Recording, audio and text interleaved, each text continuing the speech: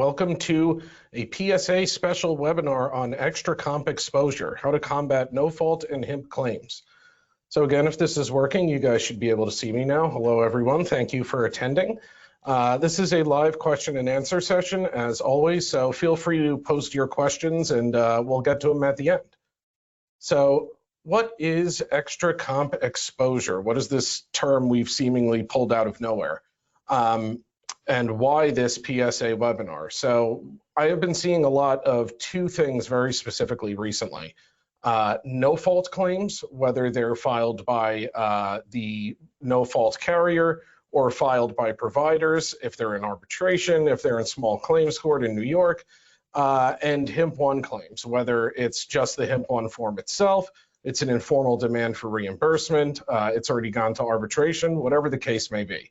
So I have been seeing a lot of those two things recently, and I thought we might want to do a little public service announcement on what you guys can be doing about them. So during the lifetime of a case, the carrier will pay indemnity and medical benefits, and both indemnity and medical are going to be limited by the workers' comp law, right?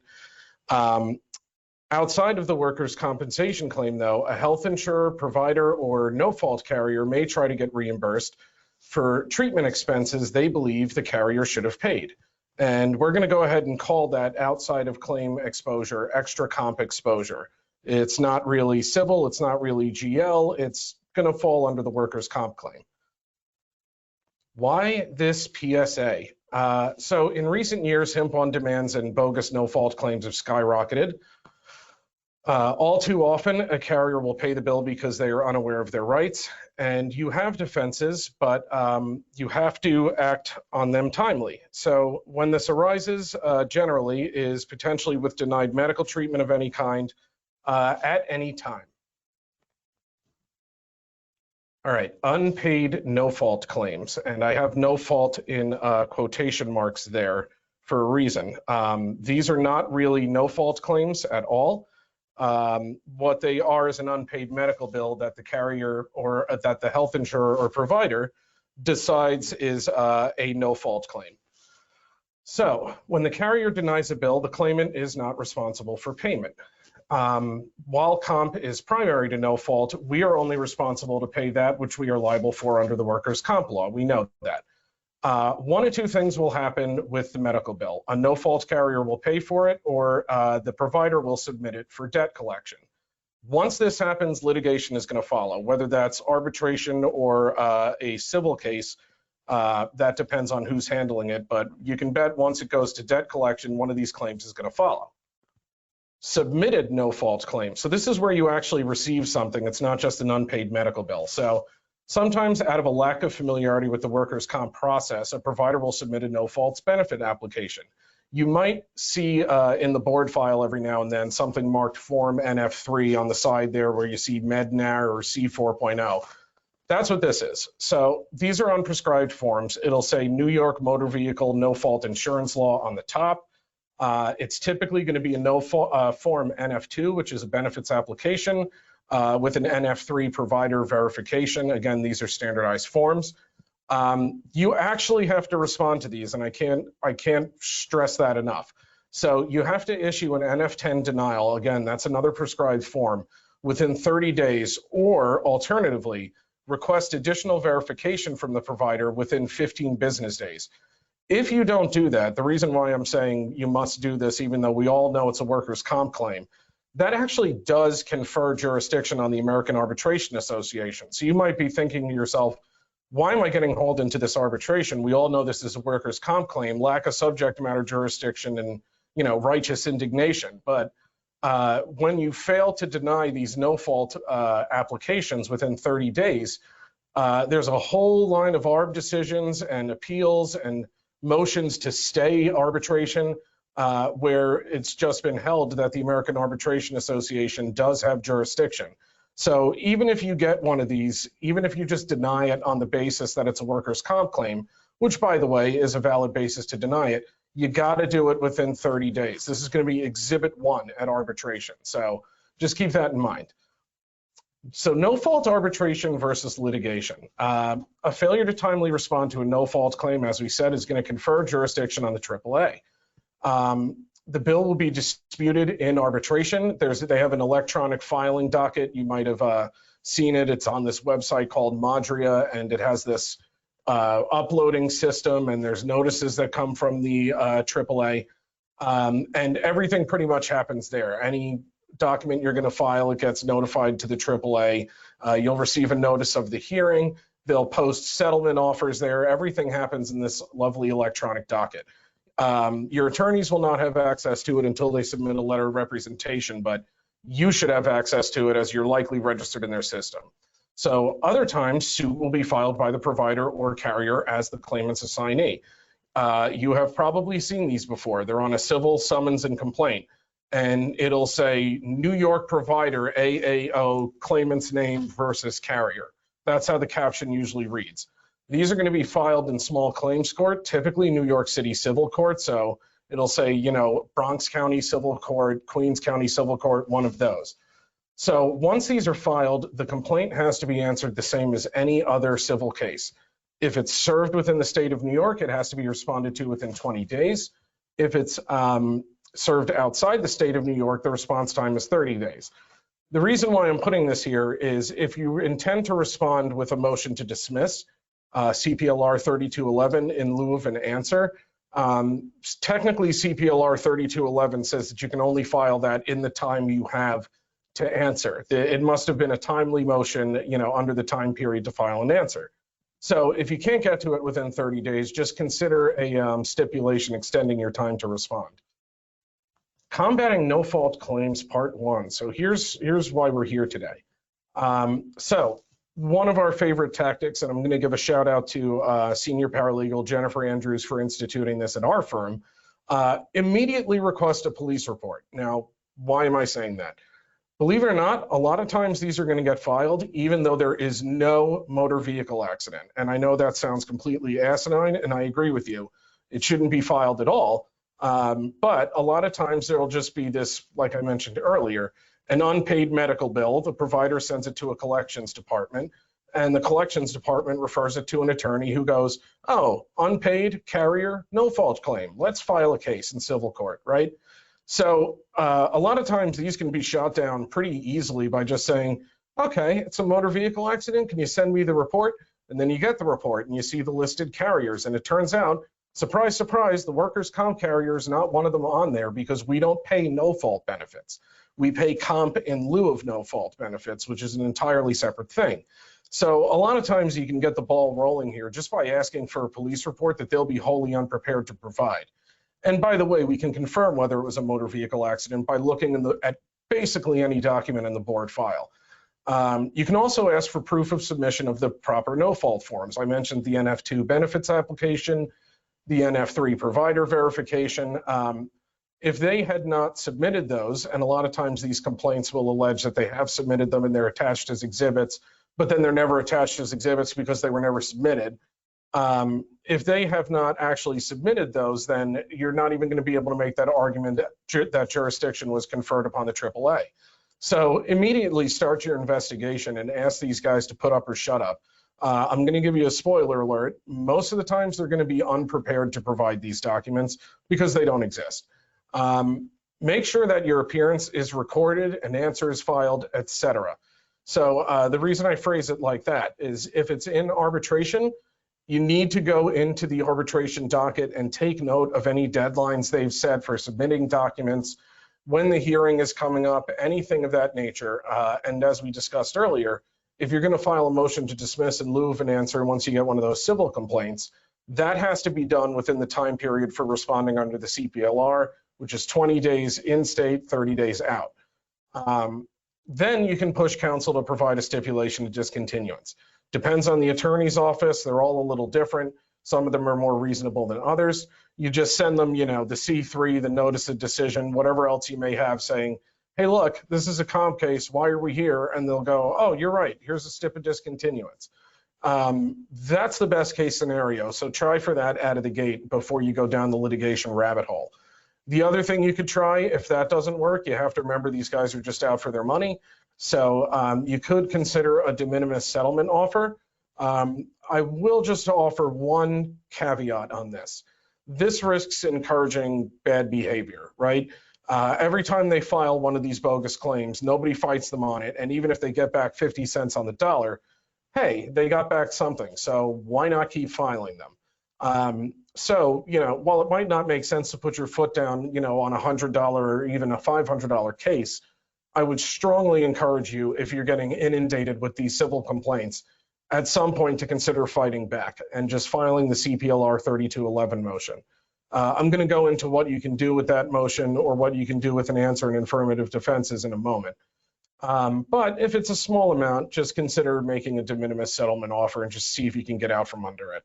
I'm going to throw this in here as a nice little bonus because I've seen several of our attorneys in this firm use this in their comp cases to pretty devastating effect sometimes.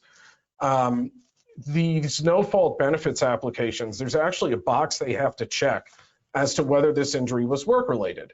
And also, the claimant is typically going to sign off on an assignment of benefits because technically the right to get paid by the carrier belongs to the claimant. In theory, the claimant pays out of pocket, and then they submit a claim for reimbursement to their insurance carrier, and their insurance carrier reimburses it.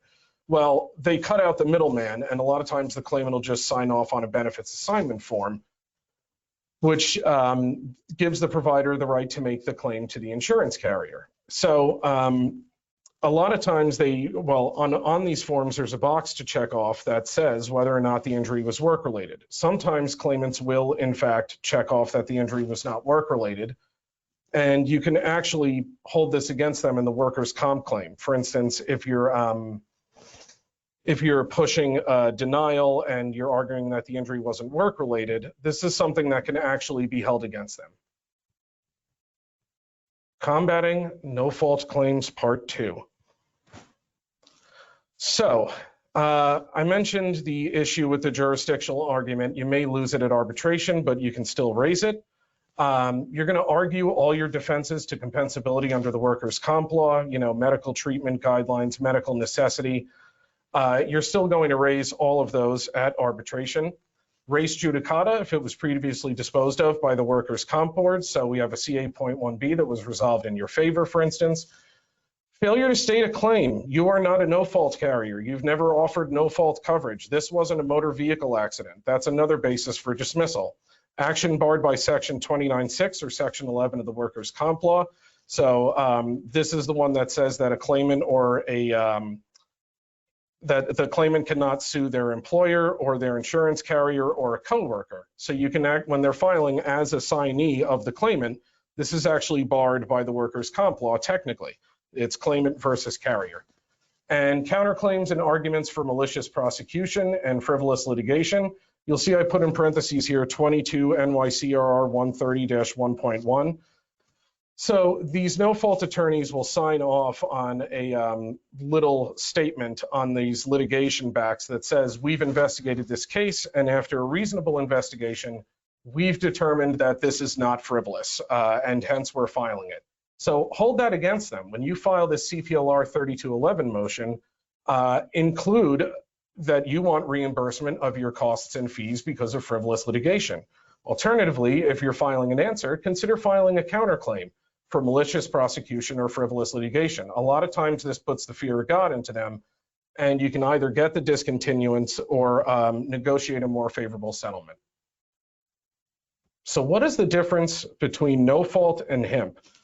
So I will point out that there are several HIMP 1 webinars. We did one in February 2022. I would recommend checking those out. I'm not going to go into detail on the HIMP process, but a no-fault claim is when a provider or no-fault carrier seeks reimbursement for bills they believe were covered under no fault. A HIMP is when the claimant's health insurer has paid for treatment and submits the request through the workers' comp board. As with no fault, there is a prescribed HIMP 1 form, and there are timelines for responding. So let's give you some quick HIMP pointers. So first, beware the fishing expedition claims and intimidation tactics. So something I see a lot, and I encourage you not to pay these. You'll just get a letter that says, it'll be from one of these HIMP agents, HCSG, Rawlings Company, Meridian, HMS. And it'll say something to the effect of, we've determined that this is a workers' comp claim. Please pay us. Here are instructions for how to pay it. And then if you don't pay it, 30 days, once you get 30 days in, you'll get a notice saying 30 days have gone by, you really need to pay this. Well, that is not a HIMP 1 reimbursement request. If it were, there would be a HIMP 1 form that they signed off on and filled out all the information. So watch out for those phishing expedition letters and the intimidation tactics of 30-day and 60-day notices. You're not obligated really to respond until you have that HIMP 1 form in hand. Immediately note the date of service under Part 1 of the HIMP form. So they'll fill out all the boxes and then they'll put their name on it, and there'll be a little signature, and then there'll be a date. That's the operative date for the purposes of serving your objection. So note that. You have to ensure your objection is served within 90 days. A failure to do so waives almost all of your defenses. I'm going to go into the ones that are still applicable, even if you fail to timely object, but you're best off just objecting. Make sure to object on Part 2 of the HIMP 1 form. It doesn't matter if you send them a letter that raises a bunch of valid objections. The rules say you have to fill out Part 2 and send that back. Remember your rights of extension and investigation. So the rules say that the health insurer cannot unreasonably refuse to grant an extension if you need time to get the records. And the HIMP rules and regs say you have a right to get the records from the providers who have to provide them within 14 days. So if you want to do some additional digging, ask for an extension of 90 days. Most of them will be willing to stipulate to it. They have to under the rules. And then ask the provider to produce the records. If you intend to ultimately settle, I would still serve your objection in high exposure HIMPs to preserve your defenses in case settlement ultimately falls through. So this is in your several $100,000 HIMPs. I wouldn't just offer settlement and count on them to follow through on it. I would make sure you're still serving your objection on Part 2 of the form to cover your bases. How can I see a HIMP coming? So if you see a health insurer or HIMP agent, HCSG, Rawlings Company, we talked about those as a party of interest in eCase, a reimbursement request has been submitted to the board. So you click on the party of interest tab and you'll see a list of different parties, and you'll see a health insurer, Anthem, or one of those, and a HIMP agent usually. If a CA.1 is resolved in our favor, we all know the proposed decision says, per Section 13F, the claimant is not responsible for payment. So you can bet somebody else is paying for that. So ask yourself the question, if we are not responsible and the claimant is not responsible, how is this doctor ultimately getting paid? That's how you can see a HIMP coming. Here are some standard issues that give rise to HIMP 1 exposure. One of them is by far the most common, ER treatment on the date of loss or early in the case. Nobody knows that it's a comp claim yet, so the health insurer ends up paying. Denied claims, disputed or consequential injury sites, the claimant continues to treat while causal relationship is under litigation, for instance. MG2 or C4 auth denials, significant surgeries. Many times we might pay the facility, but not the providers. Just be wary of accepting injury sites in a Section 32 just to get a case settled. Get an idea of your potential HIMP exposure first if there was a litigated injury site. While you may be able to get a couple CA.1s out of the way in this Section 32 just to get the case settled, you might be giving the health insurer another year to submit a HIMP demand because they have a year from the date of ANCR acceptance. So I won't go through these in detail because we do have a couple HIMP webinars out there already and a couple articles. But here are your specific objections: no ANCR acceptance, untimely service, no causal relationship, authorization requested and denied, fee in excess of the fee schedule. You need to support this with a calculation. Just note this applies in every single case. At bare minimum, you should be raising the fee schedule in response to every HIMP one you get. Bill should have been prorated with another provider. Carrier cannot determine responsibility for payment from documents served. Prior payment to the provider, note you need proof, typically in the form of your EOBs. Treatment after the meds were closed via Section 32. Section 29, third-party settlement credit offset that you're carrying forward. This is your Burns rate argument. Treatment outside of the medical treatment guidelines, and basically to determine whether any of these objections apply, I would just ask the very simple question, would I have been able to object to this treatment if it had been done under the workers' compensation claim as normal? So there's catch-all and prohibited objections under the HIMP rules and regulations. Under other, on the HIMP 1 form, number 12, you can interpose any objection that demonstrates the request for reimbursement should not be made. A HIMP is not eligible for reimbursement or arbitration if the case is neither accepted nor established. Here are things you cannot object based on, however. No prior authorization under WCL 13A5, failure of the provider to file required notices. Those are your C4s, C4.0s, or MedNavs, or any of those things. Treatment excessive or too frequent, unless it's outside the MTGs, and hospitalization excessive or unnecessary, again, unless inconsistent with the MTGs. So what happens if you failed to timely object? And this is the one that I'm seeing a lot recently. If you have an arbitration request or acknowledgement in hand, it is likely already too late. Almost all of your defenses are waived if you didn't file an objection within the first 90 days. However, there are a few you could still try here. It's ineligible for arbitration if there was no ANCR acceptance. If you've designated an address for service of HIMPs and they didn't stick to it, you can argue improper service. You can argue that no full match was obtained from the board. So if they didn't provide any information on part 1, it's likely they never even went out and got a match, or if they're not parties of interest in e-case. And if none of these apply, I would consider running the fee schedule and offering to pay their $175 filing fee to the health insurer in lieu of arbitration. A lot of times if you just say, hey, here's what we owe under the fee schedule, I'll give you your ARB filing fee back, you can avoid having this arbitration award entered against you with interest. So here are some takeaways. While these extra comp demands happen outside the board process, they must be timely responded to. Never just pay one of these demands. Remember your defenses, your right of investigation, and the settlement strategies we talked about. Posture yourself for success. Keep an eye on potential extra comp exposure throughout the workers' comp claim if there's denied medical treatment. And don't be afraid to fight back. Consider these counterclaims or this motion to dismiss under CPLR 3211. So with that, I hope you guys found this helpful. Let's see if we have any questions. No, I am not seeing any questions. Well, if you ever have any of these issues arise on one of your cases, feel free to give us a call or email me, cmajor@loisllc.com. Otherwise, I'll see you next time. We have another webinar coming up next week, I believe. So thank you for attending this special PSA, and remember to fight back.